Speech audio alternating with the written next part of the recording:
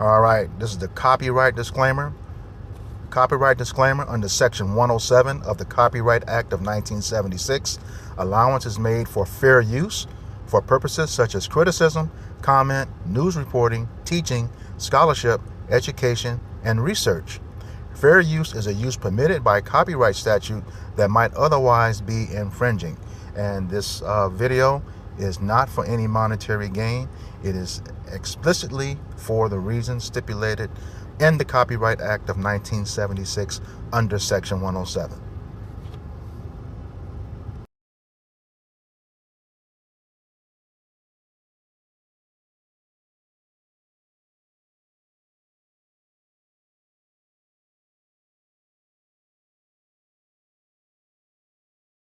It's about 10:30 p.m. East Coast time on Tuesday, January 13th, 2026. And about 4 hours ago, the Department of Homeland Security's official X account posted this. What it is a short clip of Stephen Miller, aka Joseph Goebbels, speaking on Fox News Live. And above is the quote that he said live on the American news, I guess, if we can call it that. He said, "To all ICE officers, you have federal immunity in the conduct of your duties. Anybody who lays a hand on you or tries to stop you or tries to obstruct you is committing a felony. You have immunity to perform your duties, and no one, no city official, no state official, no illegal alien, no leftist agitator, or domestic insurrectionist can prevent you from fulfilling your legal obligations and duties. The Department of Justice has made clear that if officials cross the line into obstruction, into criminal conspiracy against the United States or against ICE officers, then they will face justice." Once again, from the White House, we are hearing that ICE agents can literally kill anyone they want for any interaction that they want. This is coming from Stephen Miller, who, if you are still unfamiliar with him, you should get familiar. He is the top advisor to President Trump, and in my opinion, the shadow president, one of the main players and who is actually running the country. He's doubling, tripling, quadrupling down on this idea that they can, in fact, do whatever it is they want to you, whether they interact with you walking down the street, whether you choose to be a peaceful protester and engage in your First Amendment right. The idea that we still have civil liberties when it comes to ICE and its, I don't know, distribution across the entire country is wrong. It's wrong for us to believe that we have rights there. And, it's going to come to a head. It's going to come to a head. And what is going to happen is someone who opposes ICE, who opposes this regime, is either going to an ICE agent because it is reactionary or because it is pre-planned. It doesn't really matter, but it is going to happen eventually because tensions are reaching a point where no one can take it anymore. And we do not see at this moment, as I'm making this video anyway, any sort of state level intervention. And when that happens, ML, if you don't know what I'm talking about, look it up, will be enacted.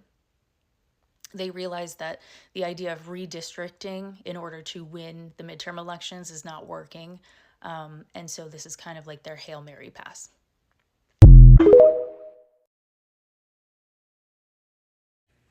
So apparently this month, right here, the month of January 2026, they're passing a law where ICE agents can come and knock at your door to check your credentials to see if you are a U.S. citizen.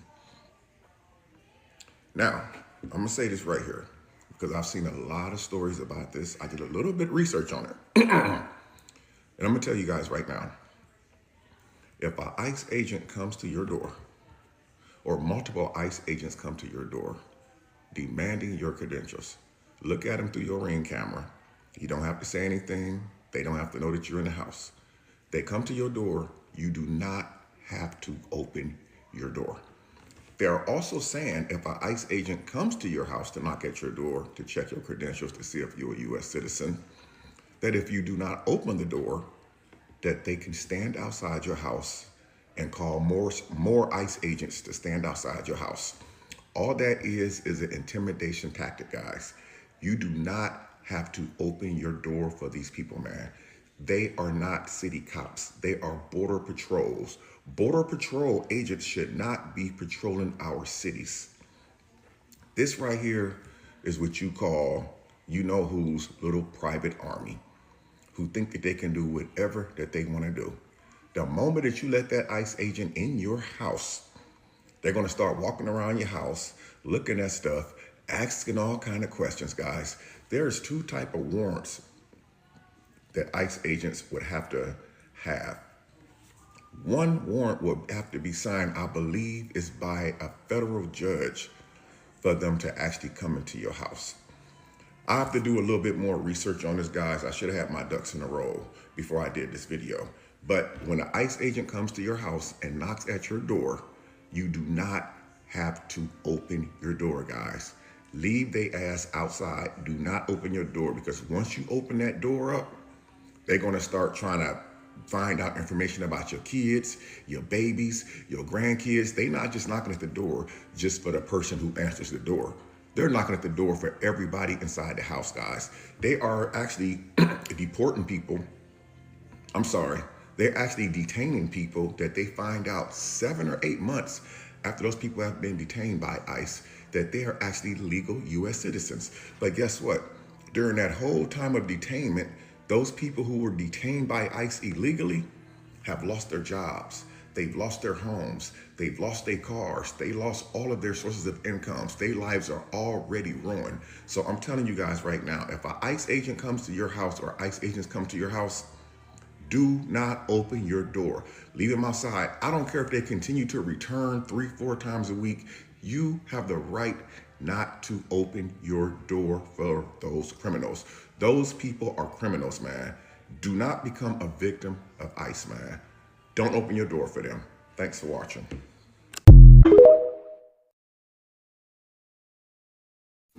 ICE is preparing a 24/7 social media surveillance program, and you need to know about it. Come on, let's sit down. I know I was done for tonight, but then, yeah.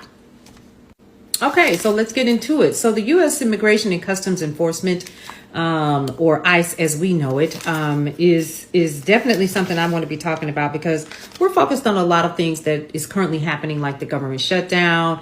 Headlines are focused on that, and the latest drama out of Washington, D.C. with this circus that everyone is currently watching. But I need you all to pay attention to something else that is far more concerning, and that is quietly slipping under the radar, and we all need to know about it. It is about your social media. Come on, sit down. You might want to go in ahead and get you something to drink. That's what I'm getting ready to do.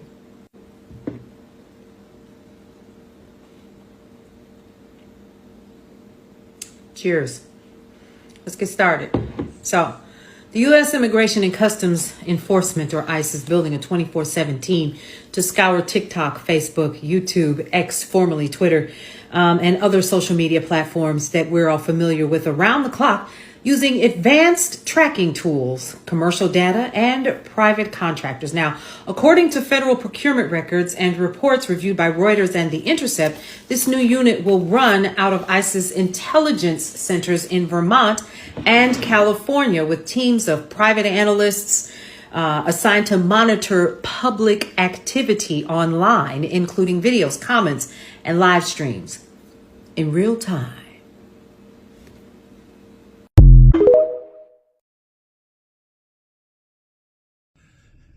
So I just heard some rather chilling information regarding ICE in Minnesota. They're now going into apartment buildings and pulling fire alarms and nabbing people as they run out of the building. They are now using batons on bystanders.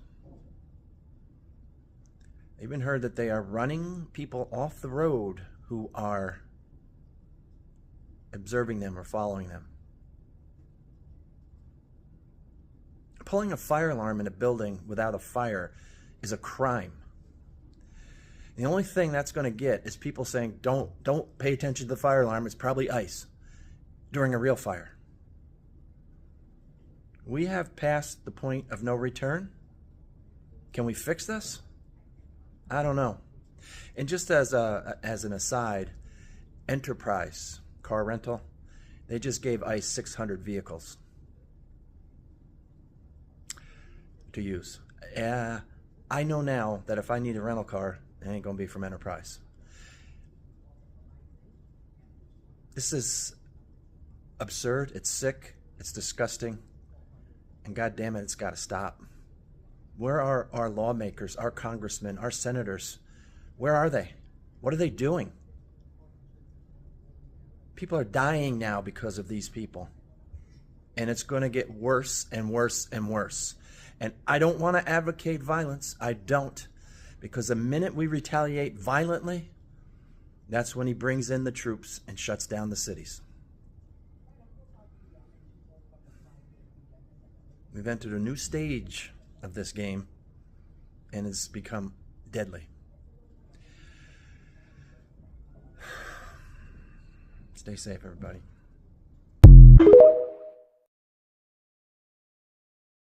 Folks, we have some serious breaking news right now. Stephen Miller, the Deputy Chief of Staff, just said that the White House is looking at potentially suspending the writ of habeas corpus.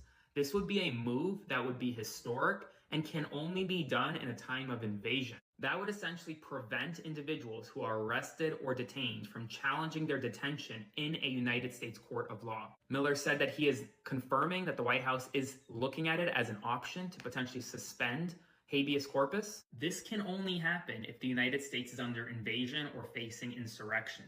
Folks, neither of those are accurate. The United States is not facing invasion based on Trump's own intelligence community's assessment, and there is no insurrection happening. And yet, right now, the United States may suspend habeas corpus. This could be a chilling decision. Spread the word. I'll have a full breakdown shortly on my Substack, link to my bio, so subscribe for free and follow along for more, folks. This is getting serious. Folks, we have some serious breaking news right now. Stephen Miller.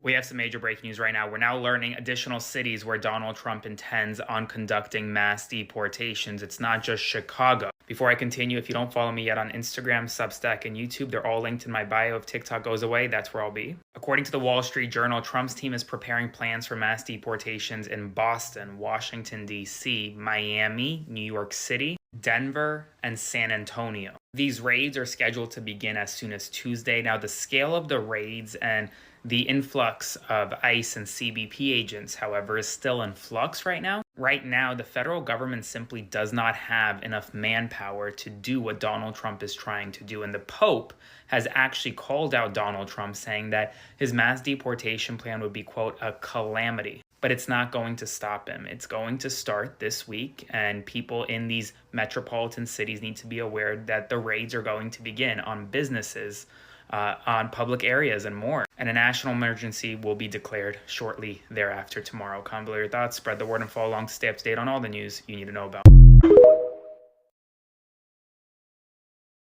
Please understand me. I hope you understand me. And it's like I've been telling you for a long time. These ICE agents, these mercenaries, this goon squad, these slave raiders, they're trying to provoke you. That's what they're doing. And the power structure is trying to provoke you. And if you're paying attention, you'll see that there's a campaign running right alongside these escalating ICE attacks, a social media campaign that's trying to incite you to violence, trying to incite you to revolution, to rise up, to fight back, on and on. They hope you will. I'm telling you, they hope you will. That's exactly what they want you to do. You need to understand that when someone provokes you, it doesn't matter, in any given scenario, when someone provokes you, they are trying to dictate your options to you. You understand? They're making moves precisely to try to draw you into making the counter moves that they want you to make. And the state is typically, in boxing, you've got strikers and you've got counter punchers. You have fighters who excel at and who specifically train to be counter punchers. Means they set you up to throw a punch because they are trained in how to deliver their most powerful punches in that moment right after you throw your punch. And typically the state, like I say, any state is most powerful as a counterpuncher. They're baiting you to throw your punch because they've got that counter punch already loaded up, ready to go, locked and loaded. And you see, again, because you don't have your own genuine foundation. You don't have your own genuine moral structure. You don't have your own genuine frameworks, moral frameworks. So when push comes, the only thing you can think to do is shove. Even with all your turn the other cheek Judeo-Christian rhetoric, the truth is you were raised under the law of the jungle. Even if you live your whole life in denial of this as much as you possibly can, and you play along with the mirage of so-called Western civilization and all of your proclaimed values, but if push comes, shove comes next. You never learn how to not behave like animals in the wild. So if ICE pushes you, if the state pushes you, you feel boxed in, you feel cornered, you're only going to see two options, either lash out or give in, rise up or lay down. This is the binary zero-sum Western primitive thinking.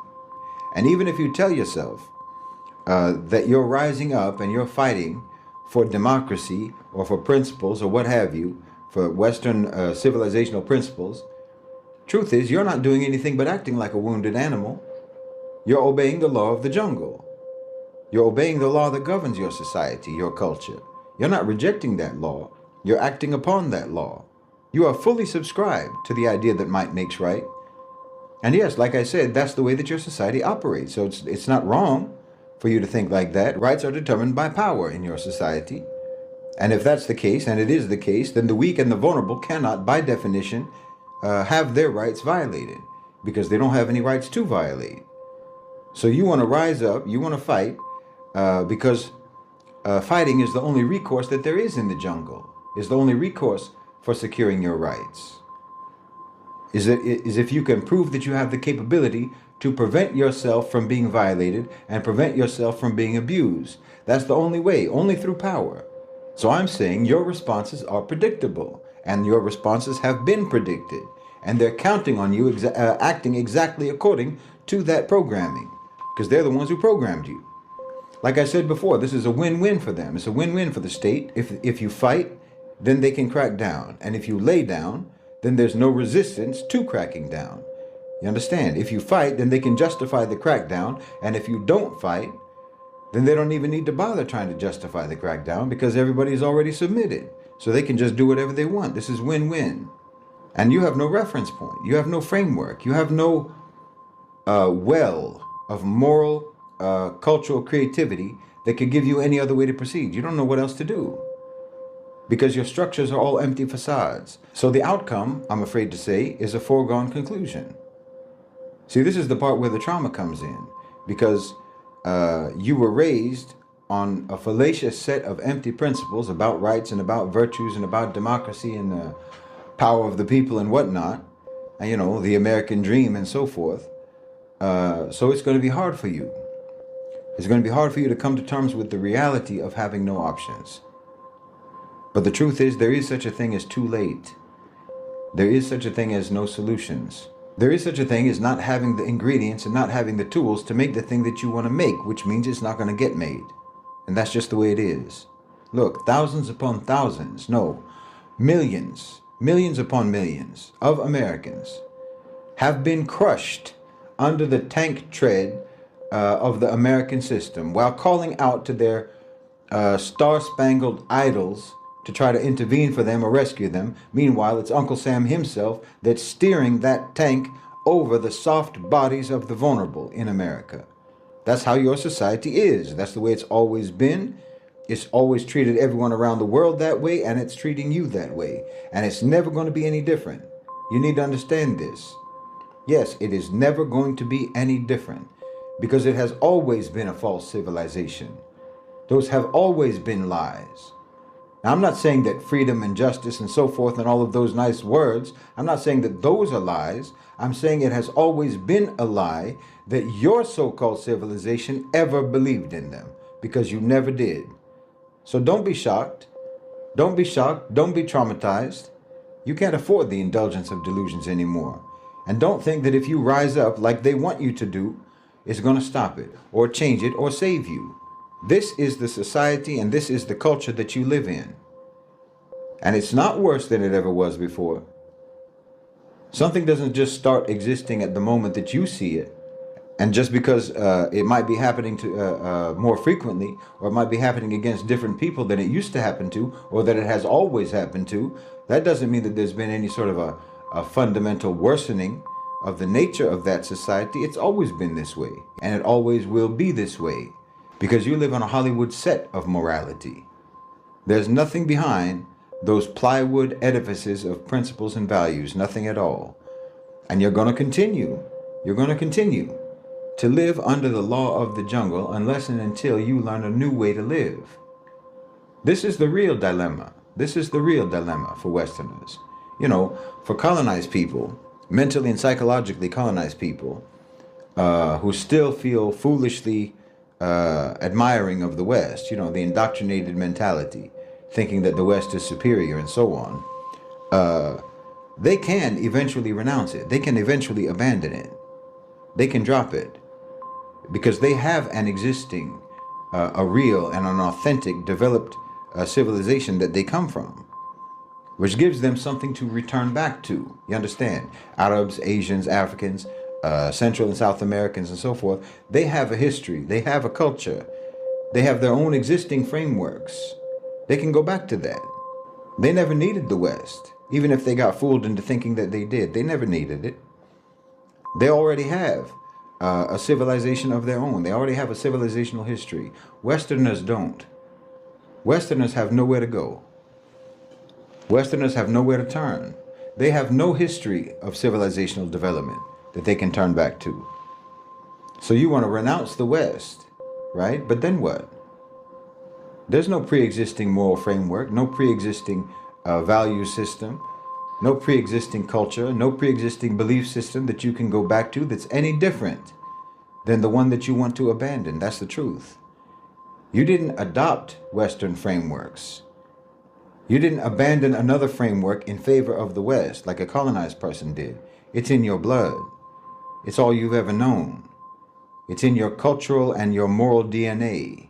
This isn't the case with colonized people, people with colonized mindsets and so forth. They left something else to adopt Westernism, so they can drop Westernism and go back to their own ways. But Western ways are your ways if you're a Westerner. So you're in a quandary. And yes, obviously, I'm talking mostly about people whose lineage comes from Europe.